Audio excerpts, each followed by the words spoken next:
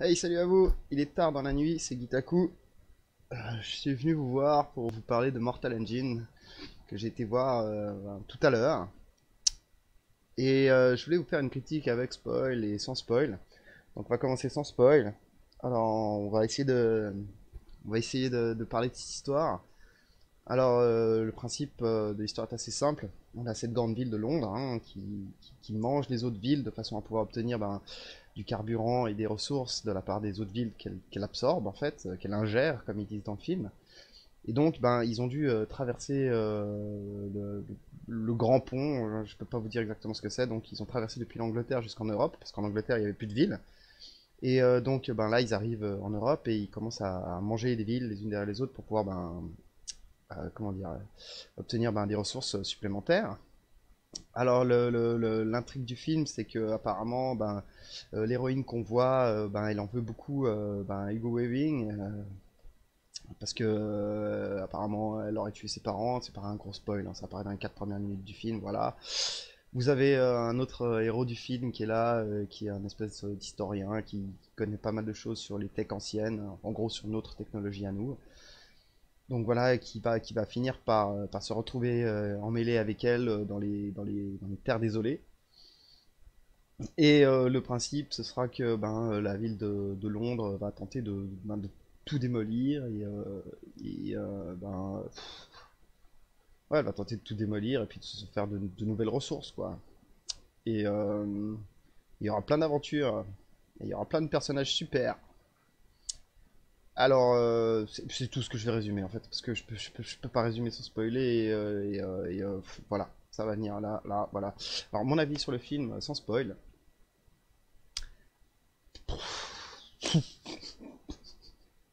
Euh, on a 30 minutes du film au début, la mise en place du monde, comment ça se passe et tout. Là, on y croit encore. On y croit encore. C'est le début du film. Ça va, ça va. Après passer 30 minutes, on sait pas exactement en fait c'est quoi comme film. On sait pas. Est-ce que c'est un film d'aventure, action pour les adultes? Peut-être, peut-être. Est-ce que c'est une comédie? Peut-être. Est-ce que c'est un film pour enfants? Peut-être. Est-ce que c'est un film raté? Oui. Ah oui, oui, totalement. On a quand même de très bons points, hein, de très bons points au niveau des costumes, au niveau de l'ambiance, au niveau des effets spéciaux, tout ça, ça déchire. Mais alors le reste?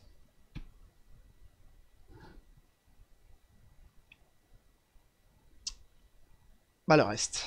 Le reste, hein, je suis désolé, je suis pas d'engouement, je suis pas d'envie. Enfin si, après, on va bien rigoler dans la partie spoil, on va bien rigoler dans la partie spoil. Mais non, j'ai envie de dire non. Non. Non, ou alors oui, mais il aurait fallu présenter le film autrement, comme étant un autre film. Parce que là, ça correspond absolument pas à rien. Mais à rien. À rien du tout. Non, je sais, c'est plat. Il y a pas de motif à regarder cette critique, mais il y a rien. Il y a rien. Ce film est nul. Est nul. Mais en même temps, j'ai testé la 4DX. Alors c'était fun, hein, les sièges qui bougent, c'est fun et tout. Se prendre des coups dans le dos, c'est pas fun. C'est pas fun, ça a chier.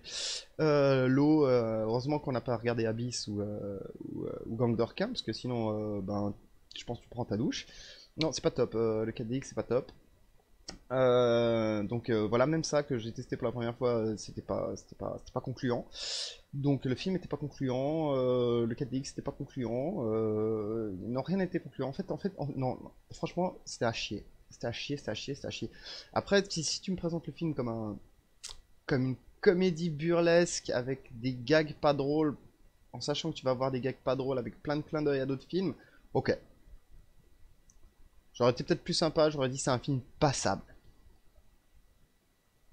Seulement passable.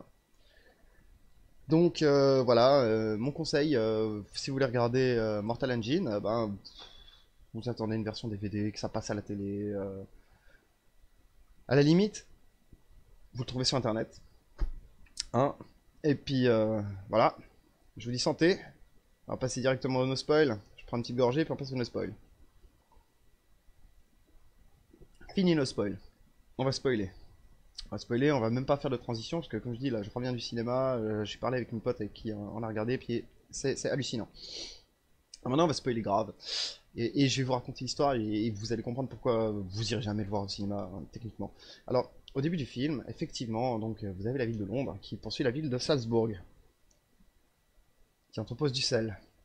Salzbourg. Du sel. Blague. Bon, ça se voit pas encore, hein. Au début du film, ça se voit pas encore, ça passe, tranquille.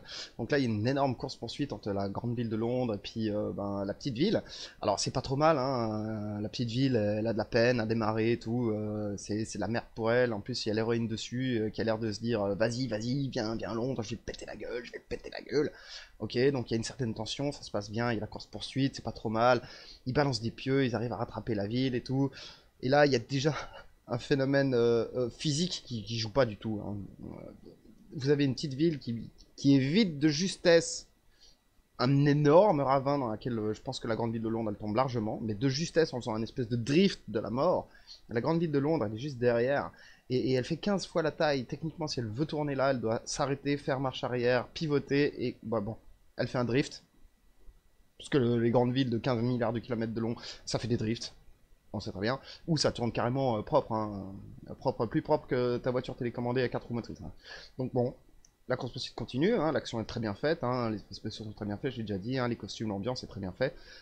Donc ils vont à la poursuite de la ville de Salzbourg, qui n'arrive pas à avancer parce qu'elle n'est pas assez rapide. Donc du coup on vient sur Hugo Webbing qui est là en train de diriger tout ça et qui dit oui alors nous pouvons récupérer du charbon dans cette ville, nous pouvons récupérer des matériaux principaux, des technologies de l'ancien temps, voilà, et beaucoup de sel. Ok. Donc, dans la scène d'après, la ville de Salzbourg qui avance, donc toi t'es au courant, hein, déjà, t'es au courant que en fait elle a quasiment aucune ressource à part du sel. Elle est trop lente.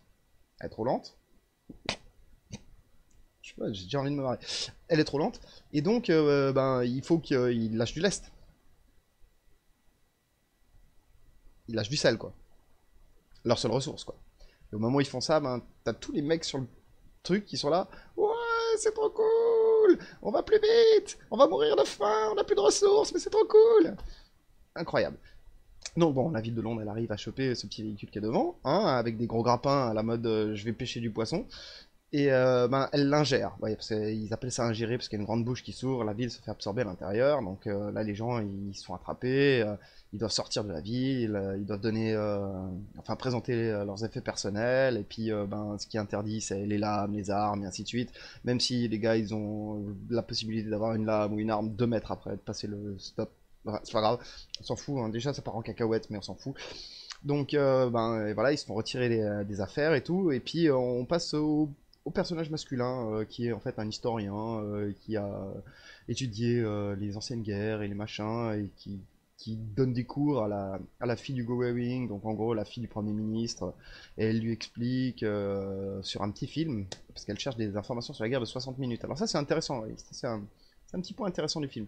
Il parle d'une guerre de 60 minutes, c'est-à-dire qu'en 60 minutes, ben, les pays ont décidé de s'envoyer des bombes quantiques à travers la gueule et de faire péter la Terre. Ok. Oh, c'est pas mal comme idée, hein, en 60 minutes, au lieu de 60 ans, 10 ans, 15 ans, machin, il y a une logique. Donc le gars, il lui dit, oui, mais alors j'ai pas de news ou de texte de cette époque parce que les gens ils savaient plus écrire ou alors ils avaient plus de moyen d'écrire, il n'y a pas de relevé papier, il n'y a pas de dessin, il n'y a rien. Et puis là, il y a une boîte avec des téléphones portables, des ordinateurs portables et autres, enfin, ben, pour faire le parallèle avec aujourd'hui évidemment, hein. Donc bon là, on est intelligent, avant on est dans la blague, avant ça on était dans le sérieux, action. Là, déjà je piche plus où je suis. Déjà je piche plus où je suis. Dans le film, je sais plus où je suis. Je sais déjà même pas qu'est-ce qui va m'attendre par la suite, mais je sens que ça pue la merde. Je sens que ça pue la merde, je sens que ça pue la merde, c'est grave. Donc le film continue, donc il lui explique qu'il a un truc intéressant à lui montrer. Donc il a un vieil écran dans lequel il peut mettre une espèce de cassette flash d'image, un truc bizarre quoi.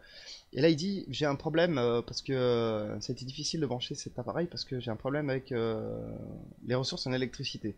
Alors déjà là, de nouveau, deuxième problème important, et on est qu'au début du film, quoi, deuxième problème très important, la ville a de l'alimentation électrique. À quel moment tu as un problème avec l'alimentation électrique? Je sais pas. Mais Et c'est pas grave, il a trouvé une solution pour l'alimentation électrique quand même, parce qu'il y a une solution, hein, ouais, ouais, ouais. Il a un petit rat qui tourne dans une cage et il lui dit même qu'il a des bonnes jambes, donc ça lui permet de faire l'électricité. Donc on voit le rat qui court dans sa cage, bah, il marche quoi. Et ben, ça fait des flamèches d'électricité. Alors ben, l'électricité elle part, donc il peut montrer sa vidéo. Donc on voit un film qui montre une grande ville de New York ou de je sais plus quelle grande ville c'est, je m'en fous, regarde, je m'en fous, regarde, je m'en fous. Donc on voit cette ville, et ben, là on la voit péter quoi. Et c'est la fin du film. Donc techniquement, il y a eu cet hiver un peu quantique nucléaire, tout a été détruit, mais le gars il a eu le temps de filmer, de faire une cassette. Je comprends rien. Je comprends rien, je comprends rien. Je suis déjà coach, mais je suis perdu, mais je suis perdu. Déjà c'est le début du film, mais je suis perdu. Je sais même plus où je suis, je sais même plus où je suis. Bon, c'est pas grave. Donc après ça, ben, il se fait envoyer péter par son supérieur qui est le connard de service que t'as vu dans tous les films, qui dit des conneries et qui fait chier parce qu'il est supérieur et que... oh, blague. Non, c'est pas une blague. Non, ça chie. Non, ça chie, ça chie. Donc du coup, ben, comme il se fait envoyer faire une mission, c'est-à-dire récupérer les technologies de la ville de Salzbourg qui transportait du sel, mais qui peut pas y aller, ben, sa copine, la fille du Weaving, du Premier ministre, elle décide bah, de l'emmener avec lui par le métro de la nouvelle ville de New York, qui est en fait un ascenseur, quoi. Parce que sinon il ne sera pas à pied, donc elle l'emmène jusqu'en bas avec l'ascenseur. Là, il arrive en bas et il tombe dans la benne, en gros, où il y a toutes les affaires personnelles des gens, et puis le mec il va jeter un grille-pain, puis il lui dit oh non, mais jetez pas ce grille-pain, c'est de la technologie ancienne, c'est super important pour le musée, c'est cool, on en a plus et tout. Et Hugo Weaving vient lui faire une petite parole comme ça, oui, moi je suis le plus grand scientifique de la ville, machin et tout, oui, c'est vrai, les grille-pains ça marche pas, il manque souvent les ressorts, parce que les ressorts ça pète hein, au bout de 1000 ans, c'est pas une bonne qualité. On s'en fout de ton grille-pain, merde. Et là, ben, il tend la main, puis il dit oh tiens, c'est super, j'ai découvert un détonateur quantique. Puis là, le mec à côté, qui travaille en tant qu'historien, lui dit oui, d'ailleurs, dernièrement, tout le programme scientifique est venu et a saisi toutes nos affaires qui étaient en rapport avec des armes et autres. Et moi, ça me fait un peu peur qu'ils refassent pas ce qui s'était passé avant, quoi. Oui, donc tu es en train de parler au Premier ministre qui s'occupe du département technologique, mec. Si tout a disparu, c'est que c'est lui qui l'a pris. Et là, qu'est-ce qu'il fait? Il te prend le truc devant les yeux et il lui dit oui, je vais prendre celui-ci alors pour éviter qu'il disparaisse et le mettre en sécurité. Tu me prends pour un con et le film, ça fait même pas 10 minutes qu'il a commencé, sérieux? Tu me prends vraiment pour un con, quoi. Donc, bon, scène à la con, la bonne femme qui était cachée avec son masque, elle se fait pas fouiller alors que tout le monde se fait fouiller pour des petits couteaux. Le cuistot, il peut pas prendre ses couteaux alors qu'il est cuistot. Et elle a une dague cachée, elle arrive avec un manteau, elle a un masque jusque-là, mais elle lui dit faites voir, elle soulève légèrement son manteau et le gars il fait ouais, ouais, passe, passe. Incroyable, incroyable, incroyable. Là, franchement, à ce moment-là, tu peux te dire, mais je suis dans une comédie, les gars ils se foutent de ma gueule, ils se foutent de la gueule de tous les films qu'on ait pu voir et tout. Ok, c'est encore passable, c'est encore passable. Donc la scène se passe, elle passe à travers le truc de sécurité, elle arrive à planter Hugo Weaving, elle met 3 heures pour lui mettre un deuxième coup pour le tuer. Du coup, notre héros s'interpose, course-poursuite au milieu de la ville qui est en train de se détruire, on traverse, mais vraiment, vraiment, vraiment toute la ville de Londres en courant. On arrive de l'autre côté, là, elle décide de se jeter dans le vide pour sortir par le vide ordure. Alors, pour expliquer le vide ordure, hein, c'est une espèce de trou de 400 mètres de large où il y a tout des débris qui passent, donc de la terre, des fers, du fer, hein, des déchets en tout genre. Et bien sûr, ben, son seul moyen de sortir, c'est de se jeter dans ce trou de 400 mètres qui descend sur 400 mètres de large pour arriver ben, par terre en bas, derrière la ville de Londres qui continue d'avancer, quoi. Donc déjà là, fuck la logique, fuck la gravité, fuck la physique, je veux dire, tu sautes là, déjà tu meurs parce que tu fais au moins 300 mètres de chute. En plus, il y a des débris qui tombent de partout, des pierres, des bouts de fer et n'importe quoi, tu te fais déchirer, enfin, c'est pas grave. Elle se jette dans le vide. On imagine, hein, on imagine au début du film, hein, on lui laisse une chance, on lui début du film, on lui laisse une chance. Donc elle se jette dans le vide, là le héros la rattrape par la main, elle lui dit ouais, Hugo Weaving c'est pas qui tu crois, demande-lui qui c'est, je sais même plus son nom, j'en ai rien à foutre. Elle parle de son nom, elle s'appelle Rachel je sais plus quoi, voilà, hein, parle-lui de Rachel machin. Ok d'accord, je vais lui parler de Rachel machin, donc elle se jette dans le vide et tout, et le gars il se retourne puis il fait ouais, la fille disait que des conneries, elle disait que vous étiez un assassin, que je devais vous parler de Rachel je sais pas quoi, puis il lui dit ah ouais, il vous a dit ça, ouais ouais. Bon là, Hugo Weaving, il a rien à foutre, hein. Le gars, il y croit absolument pas à ce qu'elle vient de lui dire la bonne femme. Donc en plus, c'est un bon travailleur, c'est un historien, c'est un type qui correspondrait tout à fait à un type qu'il a besoin. Mais il se dit que vaut mieux éliminer l'épreuve. Donc il le jette dans le vide, dans les yeux d'un autre gars qui travaillait juste là à côté. Parce que what the fuck, j'en ai rien à foutre, c'est magique. Ok, donc je vais reprendre un verre parce que je sais pas plus. Donc là, il se retrouve balancé dans le vide avec l'autre. Ouais, il se passe d'autres trucs, mais on s'en branle. Donc ensuite, il est dans la rue avec elle. Ils sont là, ils ont plus rien à bouffer. Ils sont au milieu du désert, dans les traces de la ville qui passent. Donc on voit des méga murs de 4 mètres de haut avec des traces de chenilles par terre. De nouveau, le décor est super bien fait, ça rentre bien, quoi. Tous les costumes rentrent bien, il n'y a pas de souci, hein. Les effets spéciaux d'avant, c'était très bien, il n'y a pas de problème, quoi. C'est crédible à ce niveau-là, c'est crédible, c'est très bien même. C'est même très bien, je dirais. Je dirais c'est même un cas d'école. Et donc là, on est au milieu de ce désert et il marche toute la journée. Alors à la fin de la journée, bien sûr, on imagine qu'il y a la faim, qu'il y a la soif, des choses comme ça qui rentrent en cause. Alors elle creuse le sol avec un bâton et puis elle tombe sur de la terre boueuse, quoi. Puis elle boit de la terre boueuse. Puis le gars il fait, mais moi je boirai jamais ça. Il y a des maladies et tout. Puis elle fait, bah si tu vis comme ça, bah t'es obligé, quoi, parce que sinon tu vas mourir de soif, quoi. Alors, déjà, elle a raison. Deuxième chose, comment est-ce qu'elle a vécu jusqu'à à peu près 20 ans en buvant cette eau-là, c'est incroyable. Comment est-ce qu'elle arrive à développer son physique. Enfin bon, on sait les problèmes qu'on a sur Terre, c'est infaisable, bon, ok, c'est pas grave, on admet, on est dans un film, on laisse passer encore, on laisse passer encore. Donc à partir de là, ben, le gars il veut pas, et il dit qu'il va pas boire, hein, elle arrive un peu plus tard le soir, et puis là elle sort un Twinkie, quoi.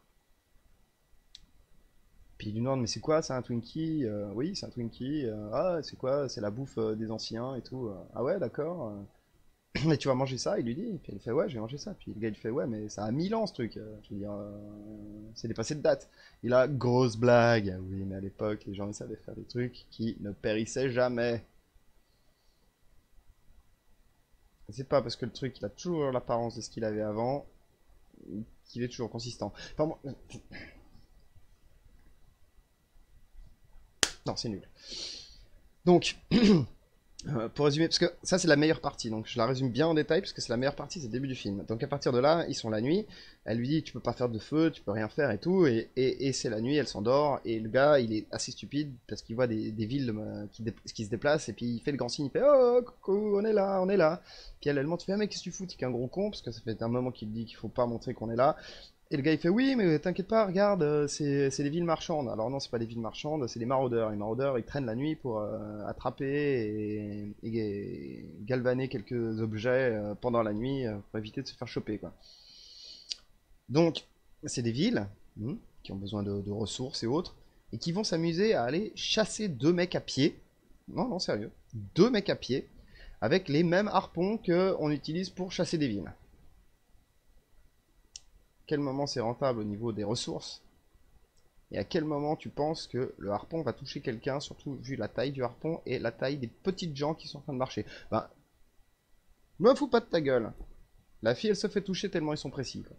Ah ouais, ouais, ils sont hyper précis, hein. Ils sont capables de voir un petit point dans la nuit depuis leur putain de tourelle tout en haut. Ok, et de donner l'ordre aux tireurs de tirer correctement. Non, c'est magnifique. Là aussi, on se fout de ma gueule. On se fout de ma gueule direct. Non, non, on se fout de ma gueule. Donc à partir de là, ben, la fille lui fait ouais viens on va se cacher là, elle disparaît, lui il sait pas ce qu'il fait là, hop il y a une trappe qui s'ouvre sous ses pieds, hop il tombe dans un, dans un espèce de véhicule avec un vieux, une vieille, qui lui offre à manger à boire. Et là on a une méga scène, la femme il lui offre du thé, le gars il boit le thé, et il dit ah c'est bien parce qu'au moins ça c'est buvable, puis là il lui fait oui parce que c'est du thé aux algues. Alors déjà là le gars il reste un petit peu comme ça, quoi. Puis il fait ah oui parce que il est chaud et tout, il est bon, mais il y a un autre arôme, puis là elle lui fait oui en fait le thé, je le fais macérer dans les toilettes sèches. Je fais macérer le thé dans les toilettes sèches. Fouh, je sais pas comment est-ce que je peux sortir ce genre de texte de ma bouche. Je sais pas d'où viennent ces phrases. En plus, je suis même pas trop énervé. Je suis plus blasé qu'autre chose. Donc c'est pas du tout une blague. C'est nul à chier. C'est nul à chier. Donc ensuite, il leur offre une chambre, et bien sûr, gros piège, c'était pas une chambre, vous êtes enfermé à l'intérieur, vous arrivez à une vente d'esclaves, on va vous vendre comme esclave, et là, le film qui était déjà naze, mais qui se laissait voir, parce qu'on était que à l'implantation des personnages, va commencer son action, et c'est à partir de là que le film, ça devient une grosse merde. une mais grosse merde bien chiasseuse que tu te dis, putain, je viens de payer pour voir ce film, ça va être horrible. Je vais devoir me taper encore 2 heures de film et je sais que ça va être une grosse chiasse. Donc là, le mec, la bonne femme, elle a un médaillon depuis le départ aussi. Ça, c'est un truc que j'ai oublié parce que en fait, on en a rien à carrer. Donc, elle a un médaillon depuis le départ. Parce qu'en fait, elle dit au départ, je vais pas raconter quand j'ai 8 ans, mais 4 heures après, elle lui dit, ouais, là, quand j'avais 8 ans, il s'est passé ça. Donc en fait, sa mère s'est fait tuer par Hugo Weaving parce qu'il avait besoin d'une boîte spécifique. Ok, il avait besoin de la boîte spécifique, donc la mère lui donne un médaillon et lui dit, tiens, prends ce médaillon, barre-toi, il va te cacher, quoi. Miss, elle a 20 ans, toi, t'as regardé le film pendant 4 minutes, t'as fait une relation cause à effet, boîte, médaillon, mais elle, non, que dalle. Donc elle a un médaillon qu'elle sait qu'elle doit garder, qu'elle doit empêcher que Hugo Weaving doit avoir et tout, machin, nan. Donc il lui dit, tiens, prends le médaillon, tu descends par les tuyaux, parce que t'as trouvé un moyen d'ouvrir les tuyaux et tout, parce qu'il a un couteau suisse sur lui, bien sûr, évidemment, il a un couteau suisse, enfin, c'est pas un vrai couteau suisse, mais c'est la même chose, c'est la même chose. Et donc il peut s'en aller et tout, il fait ouais c'est pas grave, on a qu'une chute de 7 mètres, ça devrait aller. Oui c'est vrai qu'après avoir fait une chute de 300 mètres, passer au milieu des chaînes, une chute de 7 mètres, ça devrait aller. Elle est blessée à la jambe par le petit carreau d'arbalète de la taille de 4 mètres de long. Elle fait ah non je suis blessée, là je vais mourir. Ouais, mais de toute façon, une chute de 7 mètres, t'as une chance de mourir, peu importe que tu sois blessé ou pas. Bon, là, je vais mourir, donc non, je vais pas y aller. Donc, je te donne le médaillon, mais toi, tu peux te sauver, vas-y. Et là, le gars, il fait ce qu'il fait d'habitude. Il dit, non, je veux surtout pas sauver ma vie parce que je te connais pas, mais j'aimerais bien te sauver ta vie à toi. Ouh, là, t'as envie de tirer du clac. Déjà d'y aller sévère, quoi. Enfin bon, c'est pas grave. Donc il veut pas être sauvé, donc il reste avec elle. Donc là, ils vont être vendus au marché aux esclaves. Alors, ce qui est rigolo, c'est qu'il y a une vieille. Elle est annoncée à 15 pièces de cette époque, elle se fait vendre à 2 quoi. Et c'est une vieille dame hein, qui a rien, qui a aucun attribut. Ensuite, ils veulent essayer de vendre la fille, donc l'héroïne. Et là, l'héroïne, elle dit ouais, c'est une coquine, elle est bien foutue, machin et tout, alors qu'il la veut pour 10 pièces. À quel moment tu vends de la meilleure marchandise moins chère que la marchandise plus pourrie que tu as vendue avant? Déjà, ça c'est incompréhensible. Ensuite, le gars il en propose 3 pièces. Et là, dans la foule, il n'y a plus rien plus personne qui dit quoi que ce soit. Et là, attention, retournement de situation. Il y a quelqu'un dans la foule qui dit 50 pièces. Et c'est une putain de foule, hein, armée jusqu'aux dents et tout ce que vous voulez, quoi. Alors là, la foule elle s'écarte, hein, il y a un grand chemin qui se fait pour voir ce qu'il y a derrière. Et là, tu t'attends à avoir une armée, 4-5 gars super armés, des types hyper cool, un riche blindé aux as qui faisait partie de Londres, n'importe quoi. Non, c'est une star de la K-pop qui débarque. Une vraie star de la K-pop, habillée en star de K-pop qui débarque. Et je suis désolé de la traiter de star de K-pop parce que je pense que c'est vraiment, avec Hugo Weaving, je crois que c'est les 2 meilleurs acteurs du film, hein. Les acteurs principaux, ils sont à chier, mais à chier. La fille, tu y crois un moment, mais au bout d'un moment, quand elle enfin, sur les flashbacks, quand elle est enfant et tout, non, tu y crois plus du tout. C'est horrible, c'est horrible, c'est horrible, non, c'est horrible, c'est horrible, c'est horrible, c'est horrible, c'est horrible, c'est horrible. Donc, et ben, elle vient là, elle dit 50. Alors le gars, bien sûr, il fait ouais, venez ici, mademoiselle, hein, petite chétive, vous êtes toute seule, on est tous des gros mecs baraqués, maraudeurs, hein, tout déchirés, qu'on bouffe rien.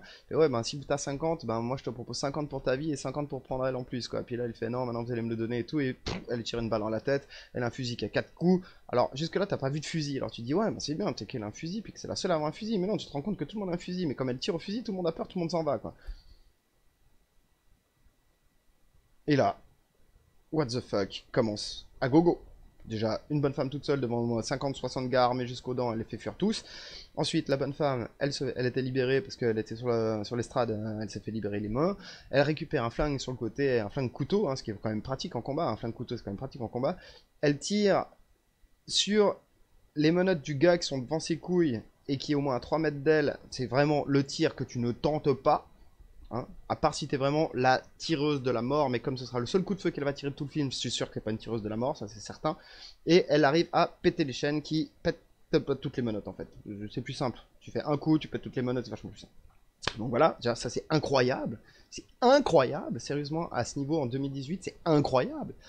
À partir de là, ben, elle a tiré son coup avec son flingue, donc c'est un flingue un coup. Ok, je veux bien que ce soit un flingue un coup, hein, mais t'as quand même un couteau, c'est quand même une arme de poing, mais on s'en fout, elle la jette. C'est la grosse baston, mais on s'en fout, elle la jette.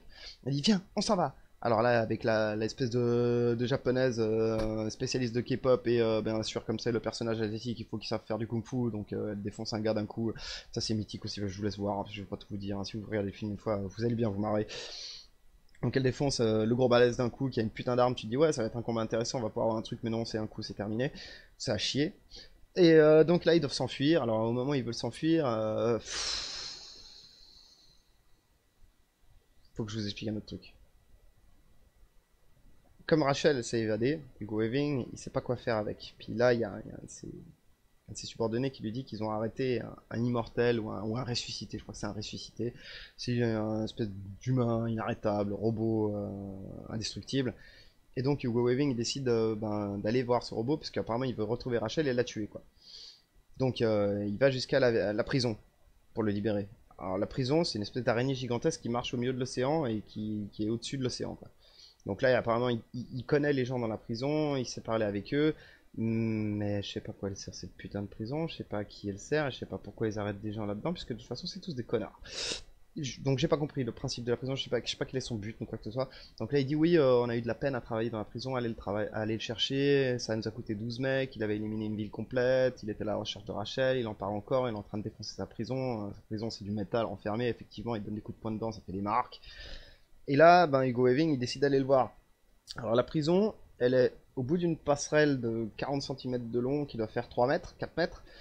Et la prison, elle est au milieu de l'océan, il y a la tempête, il y a des vagues partout, il y a la pluie, il y a le vent, il y a tout ce que tu veux. Et le gars, il ouvre la porte, il dit, voilà, c'est là qu'il est, il faut aller lui parler. Et là, tu te dis, mais c'est suicidaire, mec, jamais personne ne marche sur ce truc pour aller parler à ce machin. Mais c'est pas grave, Hugo Weaving, il est fort, c'est le méchant, il fait tout ce qu'il veut, il est hyper badass. Donc il marche 3 mètres et il reste là à discuter un petit moment avec le droïde et il lui dit, ouais, t'inquiète pas, je vais m'arranger pour te sortir de là. Donc il récupère son flotteur, son avion flotteur qui est à Londres, est censé en avoir tout plein, mais tout plein ça veut dire un et c'est le sien. Ça aussi ça chie putain. Et donc il s'en va, puis il dit ouais, il veut libérer le droïde en fait, mais il peut pas parce que c'est la prison, je sais pas, il y a des règles qu'on sait pas d'où on s'en branle. S'en branle, s'en branle, s'en branle. Donc là il décide de sauver le robot. Alors pour commencer, au lieu de tirer sur la cage du robot pour le libérer, non, il tire sur le pied de la prison pour la faire couler, pour qu'ensuite ce soit plus difficile pour lui, pour viser le deuxième missile, pour que viser la prison, pour que le robot s'en aille. Donc il vise la prison, hop, il se barre. Et le temps qu'il fasse de le milieu de l'océan jusqu'à la plage, le robot il a le temps de faire du milieu de l'océan jusqu'à la plage en même temps.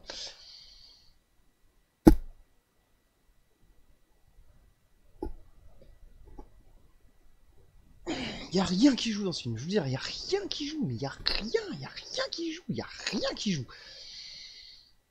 On passe à la suite, donc on était au moment du sauvetage, donc l'héroïne et puis la star de K-pop s'en vont dans le vaisseau, mais la star de K-pop veut pas sauver le londonien, donc elle démarre en vaisseau, parce que le droïde est arrivé pour buter Rachel, donc Rachel elle veut sauver le londonien, donc elle lui lance une corde de 1 km de long, donc lui il chope la corde, et bien sûr évidemment le vaisseau n'a pas le temps de s'écarter assez vite, parce que le pilote a décidé de bloquer un petit peu en l'air, donc le robot arrive à choper le vaisseau, et là on dit fuck tout.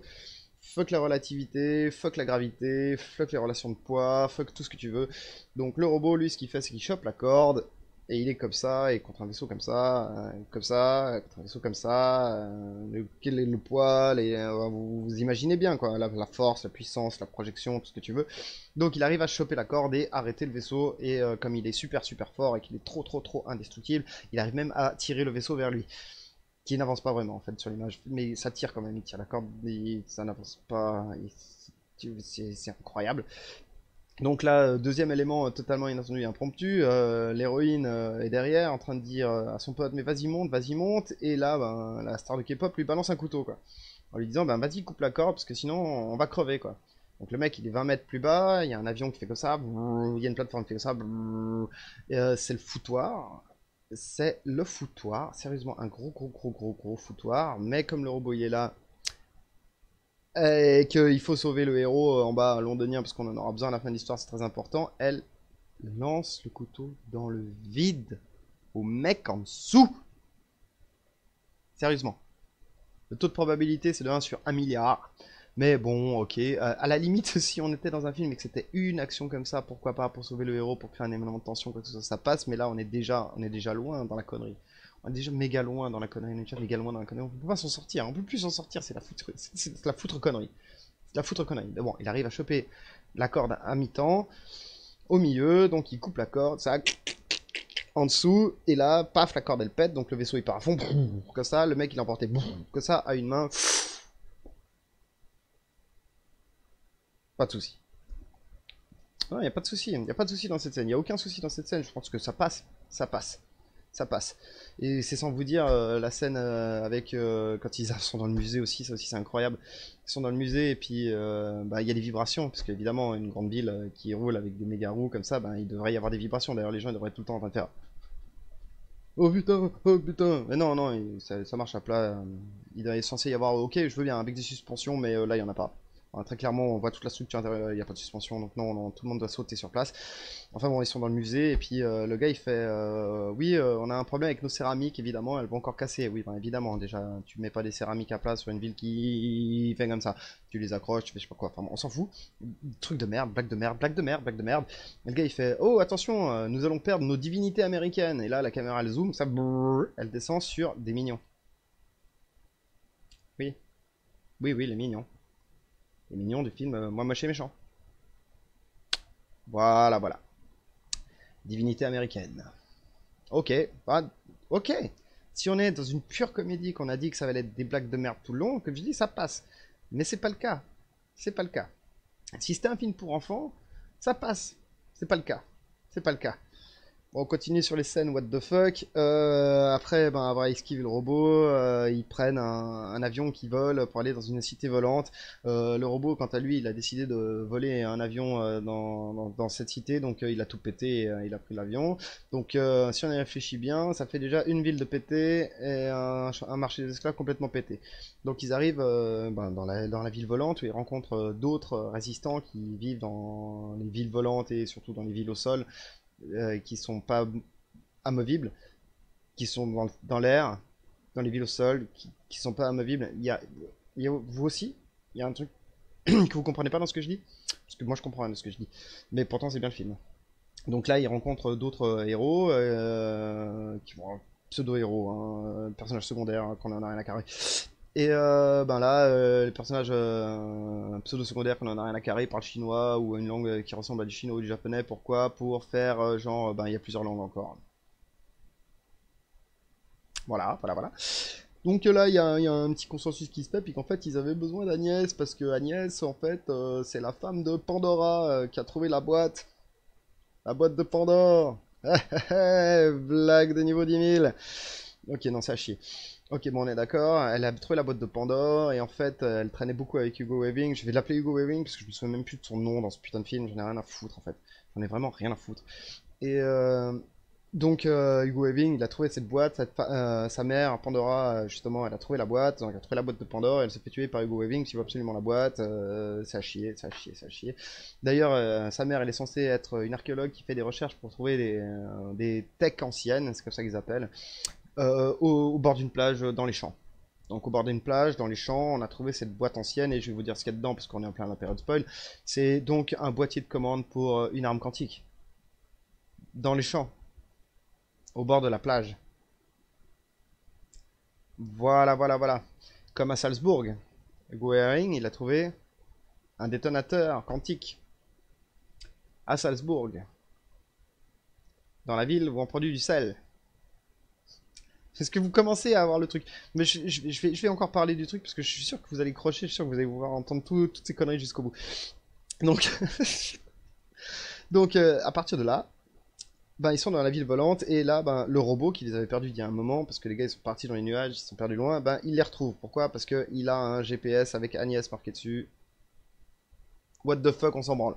Donc il arrive là, donc à partir de ce moment-là, il fait grosse baston contre tout le monde, impossible, les balles lui font rien, les coups d'épée lui font rien, mais on a la star de K-pop qui a sa lame cachée dans le talon, et elle lui fait la prise du scorpion, et là ça passe juste exactement là où il faut entre les mailles, et ça fait un petit truc électrique, un mec il lui balance une grenade dans les pieds, paf, la grenade elle pète, le robot il tombe.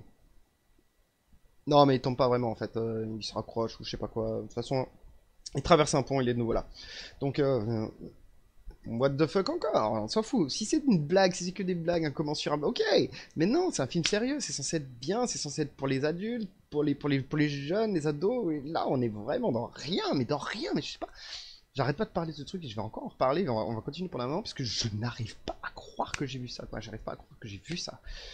Avec ce qui est présenté dans le trailer, j'arrive pas à croire. J'arrive rien à croire, mais rien du tout. Donc le robot réapparaît 2 secondes après. Et là, explication hein, vite fait, en fait, quand elle était petite, elle s'était fait recueillir par le robot. C'est le robot qui lui a appris à manger et à boire des boîtes pour chat. Et en fait, elle était trop triste. Alors le robot lui a dit, bah écoute, c'est pas grave, j'ai te rendre immortel comme moi. Alors elle a dit oui. Puis tout d'un coup, Londres a passé le grand pont. On sait toujours pas ce que c'est. Que du coup elle arrive en Europe, donc du coup elle a plus envie de se transformer en robot immortel, ce qui aurait été assez pratique pour aller tuer Hugo Weaving en même temps, mais donc elle décide de garder sa vie et d'aller rencontrer Hugo Weaving pour le buter, donc du coup le robot il est trop vénère, il la cherche depuis un moment, et puis donc là arrive la scène fatidique, le robot avec sa grosse passion et tout, bien sûr, est en train de péter la ville, c'est la deuxième ville qui pète, hein, il n'y a aucun souci, il n'y a aucun souci, des morts, des civils, des tout ce que tu veux, on s'en branle, on te crée, c'est vraiment comme un Seigneur des Anneaux quoi, en même temps il y a Peter Jackson dedans, donc on te crée des sets décors pour les péter derrière parce que c'est plus joli.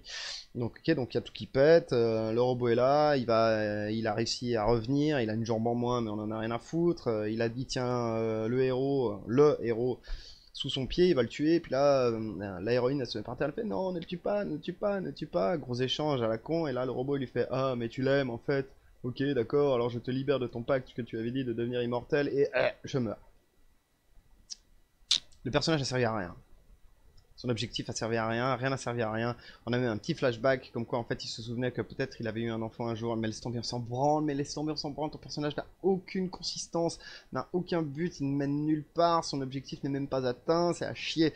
Et des objectifs pas atteints, ça va venir encore, hein, vous inquiétez pas, des objectifs pas atteints, ça va venir.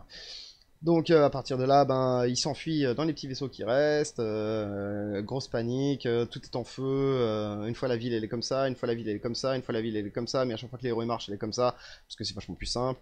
Elle met 6 ans à tomber depuis le ciel jusque par terre, ça aussi c'est magnifique, aucune correspondance à rien, j'ai l'impression de voir John Carter à certains moments, c'est affligeant, je suis désolé, oui je déteste John Carter aussi, c'est affligeant.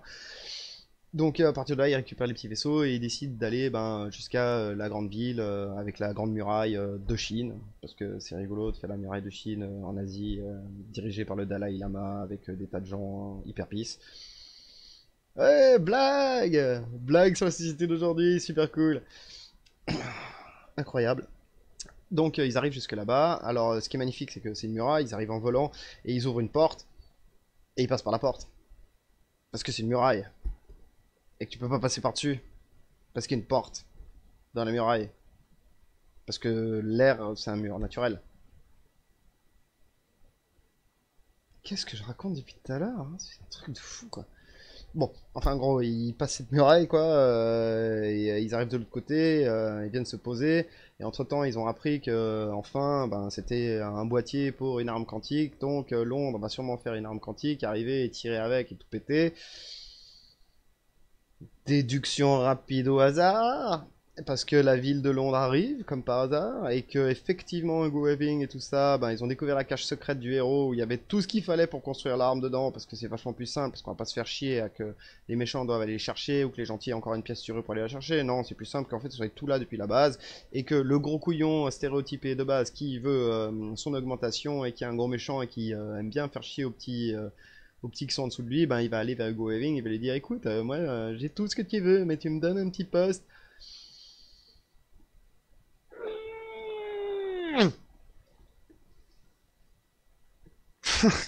Putain, j'ai payé pour voir ça, quoi. Donc voilà, il trouve tout, donc il arrive à monter son arme quantique, c'est magnifique. Et là, on va arriver aussi sur les jeux de mots et des finishes de la mort. On va zapper tout le milieu. Il y a énormément de choses encore qui sont incroyables. Ouais. Donc on arrive gentiment à la fin du film quand même. Il faudra quand même que cette vidéo s'arrête à un moment ou à un autre. Donc on arrive gentiment à la fin du film.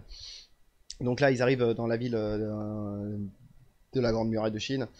Voilà, ils arrivent et ils disent au Dalai Lama et à tous leurs généraux que, eh ben, il va falloir attaquer vite parce qu'ils ont une arme quantique et qu'ils vont tout faire péter et que leur mur va servir à rien. Donc là, le Dalai Lama, il dit, ok, mais qu'est-ce qu'on fait? Alors la grosse discussion pendant, ben, je sais pas, la ville, elle doit arriver, elle doit mettre 8 heures et c'est le soir et les gars ont toujours pas décidé qu'en fait ils avaient la plus grosse armada d'avions possible et qu'il fallait les attaquer. De tout d'un coup, le Dalai Lama il réagit, puis il fait, ouais. Je vais suivre l'avis de mon général. Il est très important ce général, hein, parce qu'il va revenir tout à l'heure, il va faire un truc monumental. Donc il suit l'avis de son général, il fait ok, préparez les avions, faut les coller tout de suite, faut se mettre en place, faut se préparer, on va les attaquer en premier. Ok. Jusque-là, pourquoi pas? Jusque-là, pourquoi pas? Donc la ville de Londres arrive gentiment à portée, et bien sûr, ben là, ils chargent l'arme, quoi. Parce que, bien sûr, qu'une arme quantique, ça a plus de portée qu'un putain de canon qu'un vaisseau, quoi. Et les vaisseaux, eux, ce qu'ils ont fait, le temps que l'arme elle charge, là, le petit quart d'heure, ben, ils sont sortis du hangar, ils ont fait un tour plus loin, et ils sont revenus se mettre de face, quoi. Et genre, ils savent qu'ils ont une arme quantique, quoi, qui tire, qui détruit tout, quoi.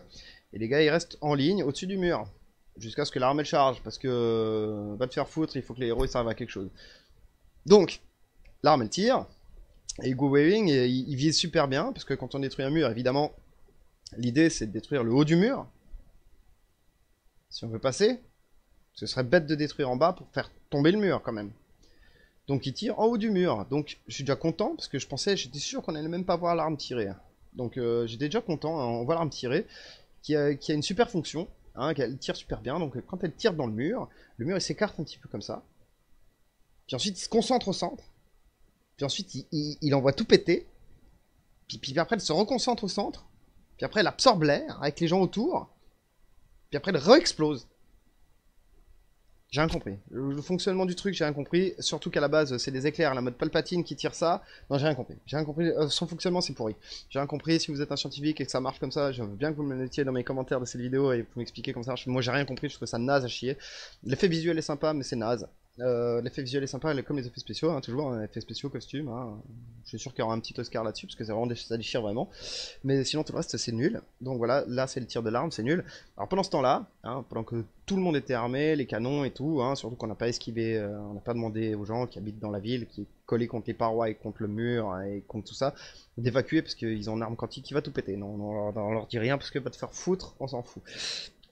Donc, à partir de là, quand l'arme elle a tiré, en fait, ben, l'héroïne, elle était là dans la ville, elle se disait merde, on est foutu. Enfin, voilà, ça va être la bataille finale. Euh, je sais même pas ce qu'elle se dit, en fait, je m'en fous, je m'en fous, je m'en fous, je m'en fous à ce niveau-là du film, je m'en fous. Je suis là à côté dans mon siège, et puis je fais. Non mais sérieux, mec, non mais sérieux, mec, non mais sérieux. Et les gars autour de moi, ils me répondent, eh mais mec, non mais sérieux, t'as vu ça? Non mais sérieux, quoi. Ça fait un moment qu'on est plus dans le film et qu'on arrête pas de se marrer, qu'on comprend plus rien, qu'il n'y a plus aucune raison, quoi. Donc elle se balade là et puis elle tombe sur un endroit de prière, quoi, où il y a une méduse avec un œil au milieu du front. Et on sait que l'arme, là, ça fait un moment qu'on sait dans le film que l'arme s'appelle la méduse, quoi. Donc déjà, juste sur l'image de base, voilà. Hein, on va pas revenir à l'événement principal du fait qu'elle a un collier, que sa mère lui a donné, au début du film, qu'elle lui a dit, garde surtout ça sur toi. Et qu'il y a un œil dessus. Et que le truc s'appelle méduse. Et que la statue, elle a un œil. Et que c'est une méduse. Donc, parce qu'on est très con, on va quand même zoomer sur le général de guerre du Dalai Lama, qui est en train de prier. Parce que le général de guerre n'est pas du tout utile au front, effectivement. À part faire chier à tout le monde en disant non, on fait pas, non, on fait pas, non, on fait pas, non, on fait pas. Si, pour finir en attaque, en fait, avoir perdu le temps que la ville de Londres arrive, il sert à rien ce truc. Il sert à rien, tu tout. Voilà, hein, le Dalai Lama il peut changer de général easy. Donc bon, ça tire, pendant que ça tire, elle a cette révélation où on voit la statue en petite partie qu'on n'a pas besoin, putain on le sait déjà. On arrive sur l'œil et là elle se dit oh, mais l'œil, ça me rappelle mon collier. Je vais regarder ce qu'il y a de peut-être de mon collier. Alors elle prend son collier et là je me dis ok, elle a pas pu savoir que il y avait la clé pour annuler l'arme de la méduse et tout parce qu'en fait il y avait tout un mécanisme, donc elle va trouver le mécanisme, elle va réfléchir comment ça s'ouvre. Non. Non, c'est un clips. Un clip de merde. Un clip comme ça, quoi. Un clip de merde. Il aurait pu s'ouvrir 1000 fois, quoi. Mais elle a jamais pensé, quoi. Tiens, ma fille, prends ce truc et garde-le. Tiens, on dirait qu'il s'ouvre. Mais je vais pas l'ouvrir. Et je fais surtout pas de relation cause à effet entre la boîte et le médaillon. Enfin, je suis un gros con. Je suis un gros con, j'ai gagné le gros lot, je suis le premier, j'ai l'Oscar le plus beau. On s'en fout. Donc elle découvre enfin que oui, elle possède la clé pour arrêter l'arme et désamorcer tout, parce que c'est un antivirus de la mort qui déchire tout. Alors à partir de là, ben, il va falloir faire un assaut sur Londres. Mais on n'a plus d'armée, quoi. Ah oui, j'ai oublié. Il nous restait nos 4 persos secondaires. Donc nous avons 4 vaisseaux. Un suédois, un japonais, un Black Ops avec son pote qui doit être sûrement mexicain, et une femme, je pourrais pas dire son origine, peut-être sud-américaine, j'en sais rien. En pensant qu'on a nos deux héros blancs dedans, on a United Color of Benetton qui attaque la ville de Londres sur roulette. Mon dieu, on atteint des niveaux incroyables de débilité. Ok, donc United Color of Benetton part à 4 sur la grande ville de Londres où les 40 ou 60 vaisseaux qu'il y avait avant de la flottille se disaient ça va être hyper chaud parce qu'ils ont des canons anti-aériens qui vont être indestructibles et ils sont quand même super blindés. Et à 4, ils font le taf. Hein. Ok, ils descendent 3 avions, dont un qui se finit en kamikaze, un qui détruit toutes les tourelles à lui tout seul, et il y a même une scène où il y a 2 avions à gauche et 2 tourelles qui tirent à droite, on sait pas pourquoi, rien à foutre. Bon, il y a quand même une légère stratégie, ils veulent couvrir l'avion avec les 2 héros à l'intérieur, de façon à pouvoir arriver au Capitole qui se trouve tout en dessus de la ville de Londres. Donc ils détruisent les tourelles, les phares et autres. Et là franchement on est dans Star Wars, hein. C'est super bien fait mais on est dans Star Wars épisode 8, première scène quoi, à peu près quoi, c'est bien n'importe quoi. Tant qu'Hugo Weaving il a bien remarqué que son premier tir il était tout pourri et que ça a touché que le haut du mur, donc il décide de reviser, mais comme il est toujours très très con malgré en étant un scientifique et le grand méchant, donc il décide de viser un peu plus bas quoi, parce que pour détruire le mur hein, il a toujours pas compris qu'il fallait tirer en bas, donc il décide de tirer un peu plus bas. Donc deuxième tir qui part, esquive des vaisseaux et tout, c'est le foutoir, il y a des effets spéciaux, les vires qui pètent, tout le monde est super motivé, machin, blablabla, ok. Bon, toutes les tours elles sont défoncées, les héros se scratchent, ceux qui se scratchent ils meurent pas, donc à partir de là tu sais très bien que ça fait 3-4 fois que les vaisseaux ils se sont scratchés et qu'ils mourraient pas. Les héros arrivent enfin dans la ville et tout, et puis là je vais vous faire un petit aparté qui est assez rigolo. Donc, ils étaient dans la première ville de Londres, ok. Ensuite, ils étaient dans une deuxième ville d'esclaves et tout qui a pété. Ensuite, ils étaient dans une ville aérienne qui a pété. Ensuite, ils ont été dans le mur du Dalai Lama qui est en train de se faire défoncer la gueule et qui est en train de péter, ok. Tout ce qui nous manque à péter maintenant, c'est la ville de Londres. Comme ça, partout où ils ont été, ils ont tout pété. Donc, oh putain, je sais même plus où prendre. Donc voilà, ils arrivent donc à rentrer dans la ville de Londres, dans le Capitole. Une fois arrivé dans le Capitole, donc le vaisseau se pose. L'Asiate, elle fait vas-y, tu y vas, tu vas t'occuper de mettre la clé. Je te donne les signaux. Elle fait ouais, ce sera quoi mon signal? Elle fait ouais, tu reconnaîtras mon signal. Genre, tu vas tout péter? Ok, bon.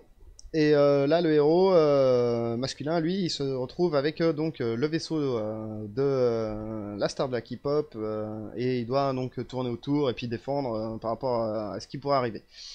Donc là, s'ensuit un truc de fou. Faut que je vous explique. Hugo Weaving, il a une scientifique qui construit l'arme quantique pour lui. Et ce scientifique s'appelle Twix. Et pour appuyer sur le bouton, il utilise 2 doigts. Parce que Twix, 2 doigts, coupe fin. Et je l'avoue à la blague, je sais que c'est ça, mais je me demande à quel moment t'as pensé que ça allait faire rire. C'est comme si tu te disais que American Ninja 5, c'est un bon film. Je veux dire, non. Non. Je suis désolé, ce film va dépasser largement la cote de Dragon Ball Evolution comme film de merde, au scénario pourri, au dialogue à chier et à l'incompréhension totale de tout. De tout.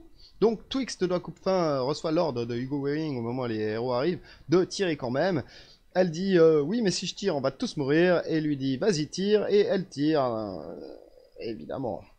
Donc pendant ce temps il y a le temps de chargement machin et tout qui arrive, un décompte, il y a la star de K-pop qui arrive qui tire une fois avec son fusil à 4 coups. Hugo Weaving il va utiliser son flingue à rafale sur lequel il a déjà utilisé pour tuer celui qui était au-dessus de lui, c'est-à-dire le maire. Aussi qu'il le traite de dinosaure le maire, puis le maire il fait ouais si moi je suis un dinosaure, toi t'es quoi? Et le gars il répond en tirant sa rafale, une rafale, pourquoi il tire une rafale, putain de merde. Il tire sa rafale en lui disant je suis la comète, tu es un dinosaure, je suis la comète. Jeu de mots, rigolo, on se marre, super, punchline. Putain, je suis toujours en train de parler de ce film. J'ai jamais pouvoir aller me coucher, hein. Je vais envoyer des messages encore à tous mes potes après derrière, tellement je suis choqué quoi. Donc voilà, et il descend le gars, c'est pas grave, on en revient à l'action, parce que de toute façon c'est le bordel, je peux vous dire n'importe quoi dans n'importe quel sens dans les spoils, de toute façon c'est le bordel ce film. Donc elle arrive, elle tire sur les scientifiques s'en vont en courant, c'est la panique. Hugo Weaving tire une rafale avec son flingue, et comme il a tiré deux rafales, et comme l'autre il a tiré quatre coups, ben les flingues servent plus à rien, on les jette.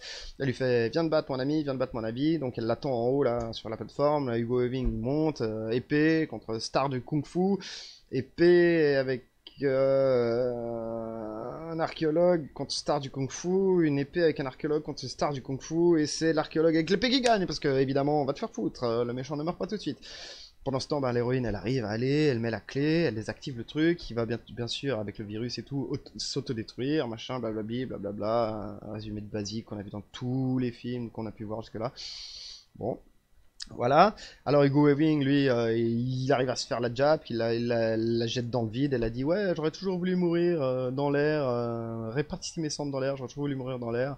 Bah là, je suis désolé. Oui, tu meurs à la façon Star Wars, jeté dans un trou, tu disparais dans la fumée et tu meurs pas du tout comme t'as voulu. C'est pas grave. Deuxième objectif non atteint, hein. On continue. Donc Hugo Weaving décide de redescendre et de se barrer en courant. En se barrant en courant, il voit sa fille lui dit mais papa t'es un gros méchant, machin, je t'aime plus, tu veux détruire la ville, t'as détruit autant notre ville que leur ville, t'es un gros méchant, tu utilises des armes de l'époque d'ancienne qui sont pas bonnes et tout. Et là Hugo Weaving lui fait viens avec moi, je suis super intelligent, je suis le grand méchant, j'ai un méga plan. Et il lui fait comment ça t'as un méga plan, mais t'inquiète pas j'ai toujours prévu, j'ai un méga plan. Le méga plan. Donc la ville devait tirer sur le mur pour détruire le mur, de façon à passer à travers, pour pouvoir s'installer, pour pouvoir défoncer tout, pour pouvoir récupérer les ressources. Le mur n'est pas détruit, enfin à trois quarts, puisqu'il est trop con pour tirer en bas, mais tirer que en haut. L'arme va péter, et son plan ultime, champagne méchant, c'est d'envoyer la ville dans le mur. Voilà, c'est son super plan. Donc la ville elle va rentrer dans le mur, elle va péter le mur, ça c'est sûr. Ouais. Et après, ton plan, c'est quoi exactement? Parce qu'une fois que tu as envoyé la ville dans le mur, que le mur aura pété, tu plus de ville, tu plus d'armée, tu plus rien, ton plan, c'est de te barrer en courant, trouver une autre ville, revenir, avant qu'elle reconstruise le mur. Non, ça chie comme plan, ça chie comme plan, ça chie comme plan, j'y crois même pas comment ça chie. Donc c'est pas un plan, j'appelle pas ça un plan, j'appelle ça à la retirette. J'en ai rien à foutre, et le scénario commence à me faire chier, il va falloir que je finisse le film. Et là donc bon sa fille lui dit non c'est pas un plan je m'en fous. Elle retourne dans la salle des commandes et là ah, toutes les commandes sont pétées, ils ont assassiné tout le monde, on peut pas freiner. On peut pas freiner.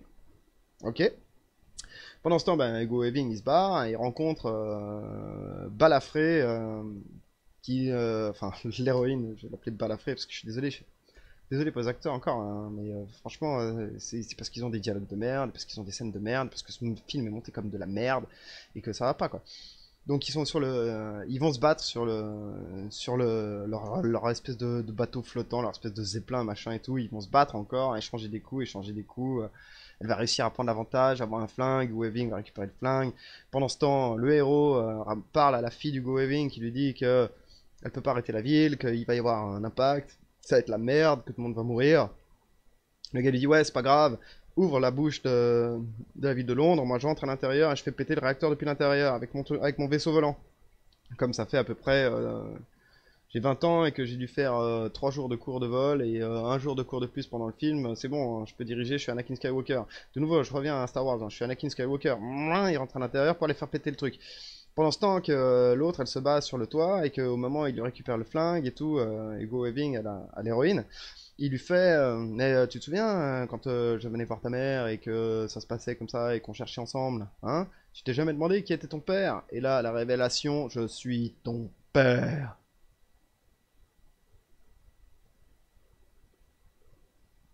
On atteint le niveau de mon retour.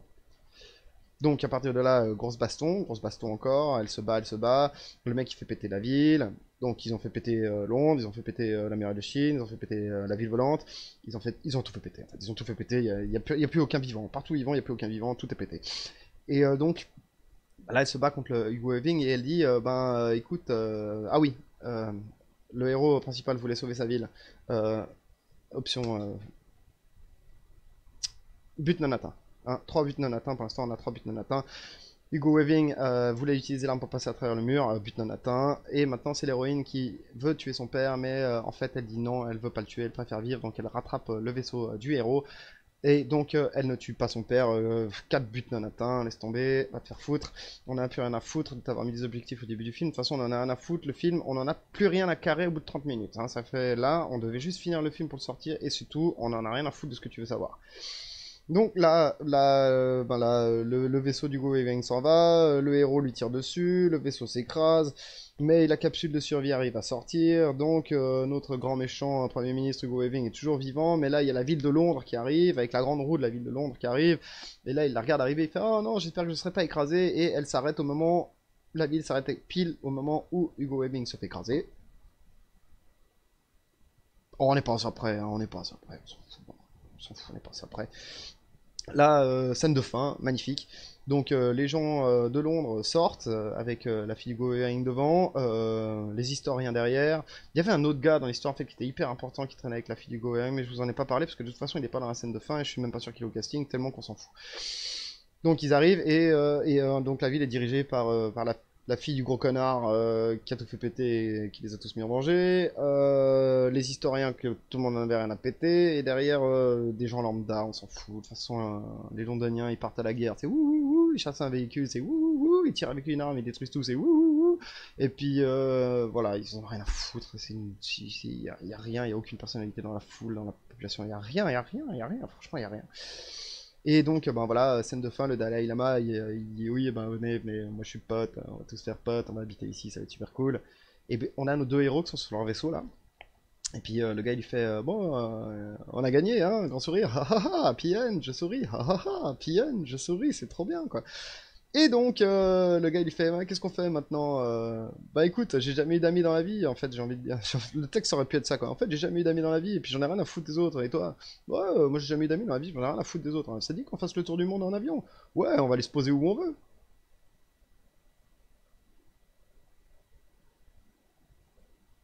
Fin du film, générique, analyse finale. Je ne suis pas resté pour voir la fin des génériques, pour voir s'il y avait une scène post-crédit, parce que en fait, j'en pouvais plus. J'en pouvais plus, j'en avais marre. Je suis resté jusqu'au bout, parce que c'était hallucinant le nombre de conneries à la seconde. À quel point le scénario se détruit de lui-même, ça devient n'importe quoi, c'est de la folie. Et donc on arrive à la fin du film et je vais faire ma conclusion sur ce film. Alors ce film, c'est pas un film pour adultes, c'est pas un film d'action, c'est pas un film de science-fiction, c'est pas un film comique. C'est un, pour dire du bien du film, c'est un film visuel. Il y a des bons effets spéciaux, il y a des bons costumes, il y a deux acteurs qui valent le coup, mais les scénaristes l'ont ramassé à coups de torchage de cul. Et les dialogues ont été faits, mais avec à la vas-y que je te pousse. Et il y a tellement de clichés et de clins d'œil que si à la limite on aurait vendu le film en disant c'est un film pourri, vous allez avoir des blagues de merde avec des clichés et des impressions d'avoir vu déjà le film, parce qu'en fait on va réutiliser des scènes d'autres films. Genre, je suis ton père, le vaisseau qui écrase l'héroïne dans mince, Alien Covenant. Enfin, je sais pas, il y a plein de références. En fait, on peut retrouver plein de trucs, quoi. Le mur de Game of Thrones. Enfin, énormément de ressemblances à d'autres films. Enfin, je veux dire, si c'était un film what the fuck, clin d'œil et tout, ça aurait pu passer. Ça aurait pu être un film moyen. Sinon, un film moyen. Mais comme le film se vend, comment le trailer se vend, très franchement, c'est un film de merde. C'est la grosse merde de daube. J'essaierai de me donner une deuxième chance à la télévision ou quoi que ce soit en me le regardant en me disant c'est un film de merde qui fait des clins d'œil de merde avec des easter eggs de merde qu'il faut vraiment bien chercher parce que c'est vraiment de la merde. C'est vraiment de la merde. L'héroïne de K-pop dans Londres, elle est recherchée depuis 10 ans. Elle a un style, ça fait 10 ans qu'elle est recherchée. Quand elle arrive pour les trouver à la ville des esclaves, elle habille la même chose. Genre, t'es recherché et l'idée c'est de porter les mêmes habits pendant toujours, quoi. Enfin bon, bon, je m'arrête, je peux plus, je peux plus. Donc, ce film c'est de la merde. Allez pas le voir au cinéma, attendez une version DVD, attendez une version TV qui sera gratuite ou je sais pas quoi, un truc gratuit. Regardez-le comme ça. Je suis désolé pour toi, Peter Jackson, que j'adore, hein, qui a réussi Le Seigneur des Anneaux, que j'adore. C'était super bien, c'était vachement trop cool. Je suis toujours fan de toi parce qu'apparemment tes studios d'effets spéciaux et ta façon de travailler sur les effets spéciaux ça déchire. Mais je suis désolé, je suis obligé de donner une note très négative à ton film. D'ailleurs, je vais me faire plaisir, si je devais donner une note, je donnerais aucune note parce que je suis sûr qu'il ne rentrerait même pas sur le classement notificatoire. Je ne sais pas si ça dit notificatoire, sur le classement des notes, je m'en fous. C'était de la merde, c'était de la merde. Donc voilà, il est assez tard maintenant, ça doit faire plus d'une heure que je vous parle, 1h10, 1h20, tellement j'étais sur le cul, tellement c'était nul, tellement c'était à chier.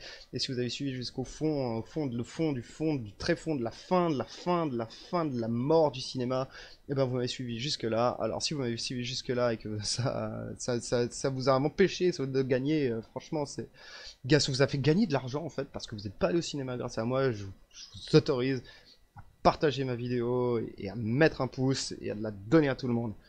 Et sur ça, moi je vais me coucher, j'en ai marre, j'en ai marre. Je suis sûr que j'ai pas arrivé à dormir, ça va me trotter dans la tête. C'est un truc, franchement, ça m'est rentré à travers. Parce que j'ai perdu 2 neurones, quoi. Ah, c'est de la folie, quoi. Bon, sur ce, quand vous allez au cinéma, quand vous voyez un film de merde, ou quand vous faites n'importe quoi, en fait, on s'en fout, hein. Surtout, faites-vous plaisir!